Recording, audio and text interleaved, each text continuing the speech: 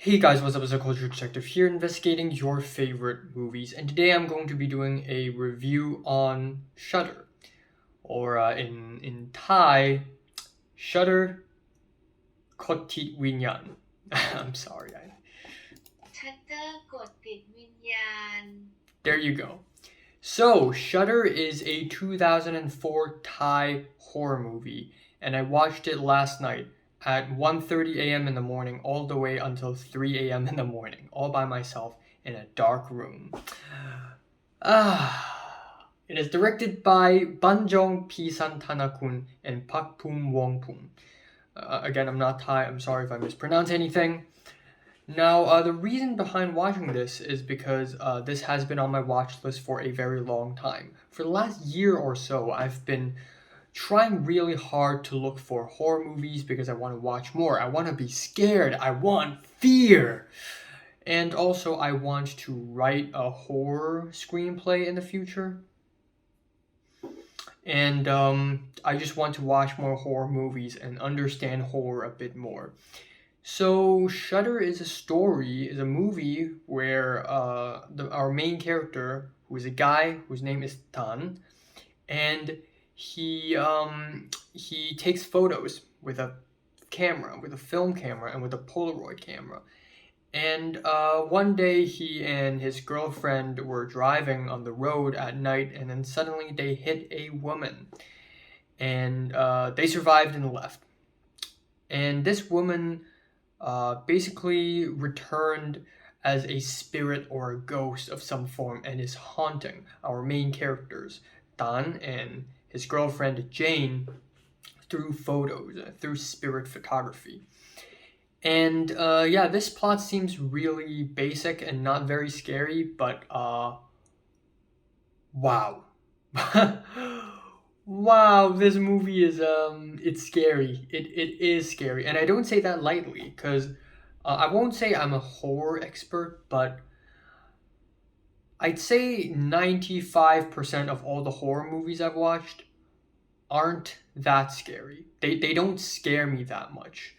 I don't know why. Like I just feel like I'm not as emotionally affected than other people when I watch movies. So when a movie makes me laugh or make me cry, I often get really impressed. And this movie genuinely scared me. And it's been a long, long, long, long time since a movie has genuinely made me feel scared. Not only disturbed, but also scared.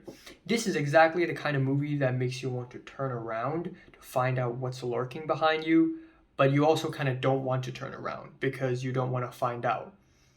And that is extremely impressive. And it's been so long, man. It's been so long. I've been yearning for a movie that truly, genuinely scare me. And not only when I'm watching the movie, but also after I finish the movie. I want to watch a horror film that makes me afraid of the dark and afraid of the unknown, even in my own bedroom, even in a safe space like on my own bed. I want to feel an attack of fear, not only on screen, but in reality as well. And I feel like Shudder actually did it for me. I'm honestly very impressed. Also, I think over 70% of all the horror movies I've watched are movies where the first half just isn't scary, just lots of build up, slow build up, kind of uneventful. But no, Shudder right off the bat, first scene or actually second scene, already scary. And it just gets scarier and scarier and scarier. It has a scare every 2 or 3 scenes.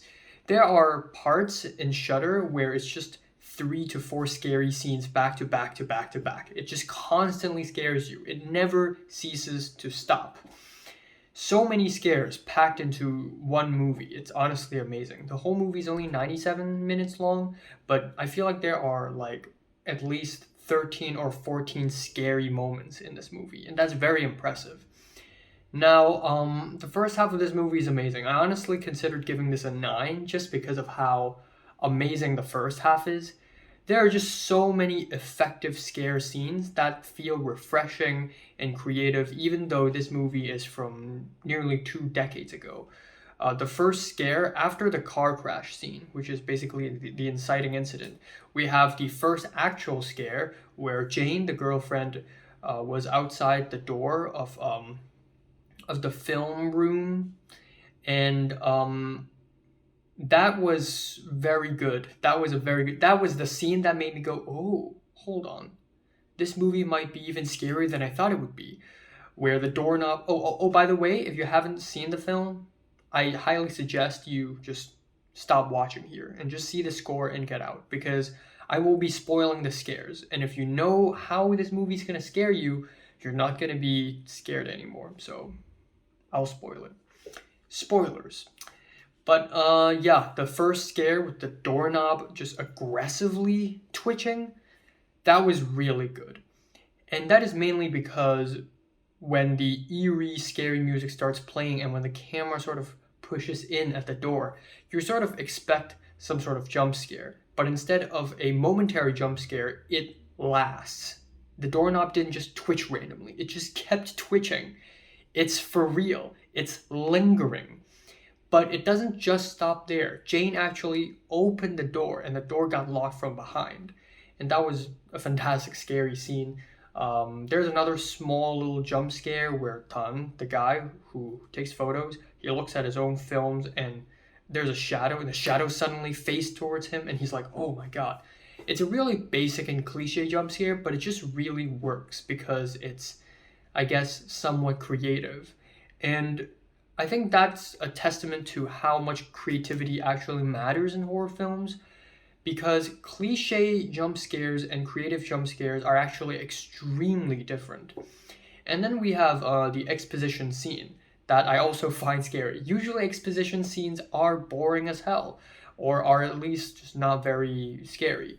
But the exposition scene in this movie where Tan and Jane ask some magazine publisher about spirit photography, and then we see a very slow, ominous montage of just spirit photos. And every time we look at a new photo, the camera sort of cuts to an even bigger close-up of the photo and revealing a sort of a weird spirit shadow thing in the back. This weird figure, and the movie just makes a bang noise. It's like, oh my god, no, please don't do this to me. And it keeps on happening and happening and happening throughout the sequence. Even the exposition is scary for me. And the specimen room scare is amazing. That was probably the second scariest scene, where Jane visited the specimen room at the school, and she takes a Polaroid, and then she found that there's a ghost right in front of her, and that is dread. That is dread. That is suspense, and that is dread, because it's right there. All right, I'm back. So some guy came into this apartment to fix the doorbell. But anyways, let's continue. The specimen room scare is genuinely scary. I got spooked. I have to admit, I got spooked. And then another scene that I really like is the flickering light scene where Tan was at the studio and the lights turn off and it's just flickering. And that was, I don't know if I've ever seen a scare like that before in a horror movie. I feel like it would have been a very good cliche. It would have been a cliche, flickering light scare. And I've seen flickering light scenes, but I've never seen it being used this way. Or maybe I haven't seen enough horror films, but I quite enjoyed that scene. But yeah, wow, these scenes are all really great. They're all really scary. These scenes make me want to exit full screen. And it's been a long time since a horror movie has made me want to exit full screen. The last time it happened to me was Hereditary, the trapdoor scene, if you know which scene I'm talking about. That scene made me want to exit full screen. It's been 5 years since I've watched Hereditary. So you know how much this movie has spooked me when multiple scenes in Shudder made me want to exit full screen. That being said, though, I don't think it's a super great movie or anything, because even though the scares are really effective and it's kind of enjoyable in that way, it's really effective that way.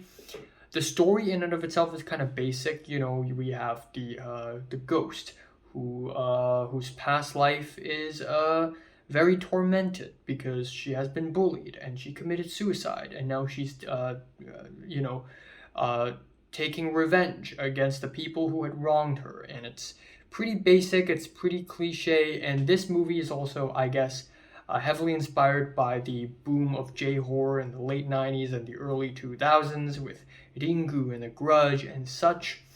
The second half of the movie is also not as scary as the first half for some reason. I think it's because as we learn more about what's actually going on, we begin to feel less scared. Or at least I began to feel less scared because the element of ambiguity is kind of removed.